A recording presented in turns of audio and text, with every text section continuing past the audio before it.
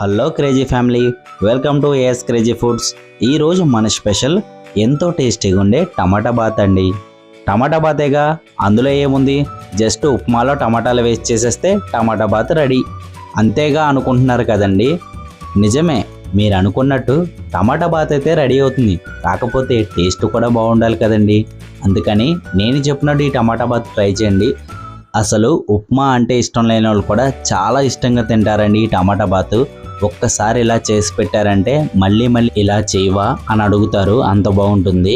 చేయడం కూడా చాలా సింపుల్ అండి. లేట్ ఎందుకు మరి, స్టార్ట్ చేసేద్దామా ఎంతో టేస్టీగా ఉండే టమాటా బాత్. ముందుగా స్టవ్ మీద ప్యాన్ పెట్టుకొని 1 కప్పు బొంబాయి రవ్వ యాడ్ చేసిన బొంబాయి రవ్వని లైట్గా రవ్వను ఫ్రై చేసుకోండి. ఈ విధంగా ఫ్రై చేసే టైంలో మంట సిమ్లో పెట్టుకుని లో ఫ్లేమ్ మీద రవ్వ మంచి సువాసన వచ్చే వరకు లైట్గా ఫ్రై చేసుకుని రవ్వను సపరేట్ చేసి పక్కన పెట్టుకుందాం. ఇప్పుడు ఇదే ప్యాన్లో 3 నుంచి 4 స్పూన్ల నెయ్యి యాడ్ చేసుకుందాం.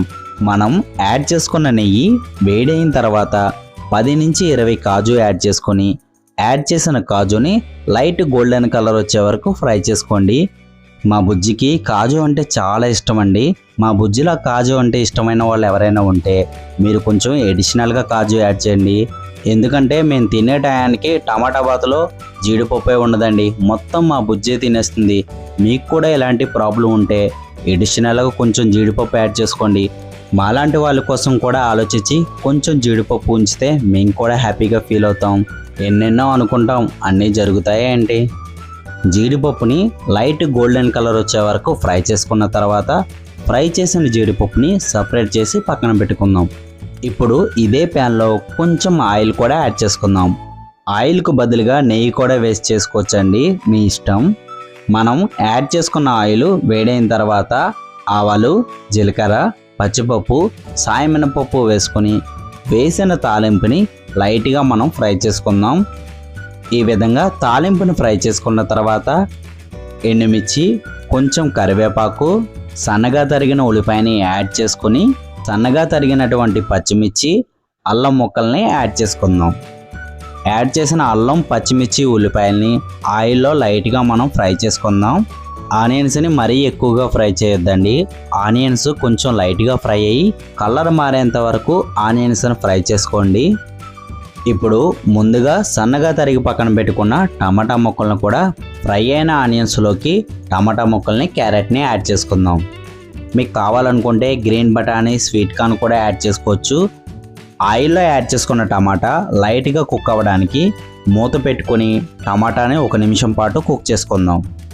ఈ విధంగా టమాటా, క్యారెట్ని 70% వరకు కుక్ చేసుకున్న తర్వాత చిటికెడ పసుపు, మీ రుచికి తగినంత ఉప్పు యాడ్ చేసుకున్న పసుపు వాసన పోయేంత వరకు లైట్గా మనం ఫ్రై చేసుకుందాం. కొంతమందికి టమాటా, క్యారెట్ పచ్చిగా ఉంటే నచ్చదండి. అలాంటి వాళ్ళు మాత్రం వెజిటేబుల్స్ని బాగా ఫ్రై చేసుకోండి. మిగతా వాళ్ళు మాత్రం వెజిటేబుల్స్ని 70% వరకు కుక్ చేసుకుంటే సరిపోతుంది. వెజిటేబుల్స్ కుక్ అయిన తర్వాత 1 కప్పు బొంబాయి రవ్వకి 3 కప్పుల వాటర్ యాడ్ చేసుకుందాం. యాడ్ చేసిన వాటర్ని ఒకసారి బాగా కలుపుకొని సాల్ట్ సరిపోయిందో లేదో ఒకసారి చూసుకోండి. సరిపోకపోతే కొంచెం సాల్ట్ యాడ్ చేసుకోండి.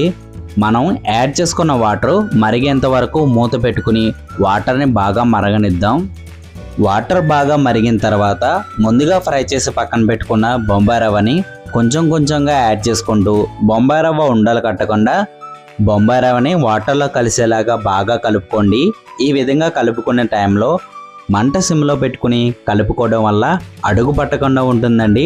అలానే మీ మీద చిమ్మకుండా కూడా ఉంటుంది. ఈ విధంగా రవ్వ కుక్ అయ్యి రవ్వ దగ్గర పడే టైంలో ముందుగా ఫ్రై చేసి పక్కన పెట్టుకున్న జీడిపప్పును కూడా యాడ్ చేసుకుని ఆపకుండా రవ్వని బాగా కలుపుకోండి. ఈ విధంగా కలుపుకునే టైంలో మీకు కావాలనుకుంటే 2 స్పూన్ల నెయ్యి కూడా యాడ్ చేసుకోండి, ఇంకా బాగుంటుంది. రవ్వ బాగా కుక్ అయ్యి వీడియోలో నేను చూపించిన విధంగా టమాటా బాత్ కొంచెం లూజ్గా ఉన్నప్పుడే స్టవ్ ఆఫ్ చేసుకుంటే సరిపోతుందండి. మీకు కావాలనుకుంటే చివరిగా కొంచెం కొత్తిమీర వేసుకోండి, కొత్తిమీర ఆప్షనల్. అంతేనండి, ఎంతో టేస్టీగా ఉండే టమాటా బాత్ రెడీ అయిపోయింది. వేడి టమాటా బాత్లోకి పెద్దవాళ్ళకి పల్లి చట్నీ, పిల్లలకి పంచదార వేసుకు తింటే టేస్ట్ చాలా బాగుంటుందండి. లేట్ ఎందుకు మరి, మీరు కూడా ఒకసారి ట్రై చేయండి. మీకు ఎలా కుదిరిందో కామెంట్లో తప్పకుండా తెలియచేయండి. వీడియో కానీ మీకు నచ్చితే మీ ఫ్రెండ్స్ అండ్ ఫ్యామిలీ మెంబర్స్కి తప్పకుండా షేర్ చేయండి. ఇలాంటి మరిన్ని వీడియోల కోసం మన ఈ చిన్న క్రేజీ ఫ్యామిలీని లైక్ చేయండి, సబ్స్క్రైబ్ చేసుకోండి. Thank you for the watching. యూట్యూబ్లో వచ్చే మన వీడియోల్ని రెగ్యులర్గా మిస్ కాకుండా చూడాలంటే యూట్యూబ్లో బెల్ ఐకాన్ ఆన్ చేసి పెట్టుకోండి. మన వీడియోల్ని రెగ్యులర్గా మిస్ కాకుండా వాచ్ చేయొచ్చు. రేపటి స్పెషల్ వీడియోతో మళ్ళీ కలుద్దాం. Bye crazy family.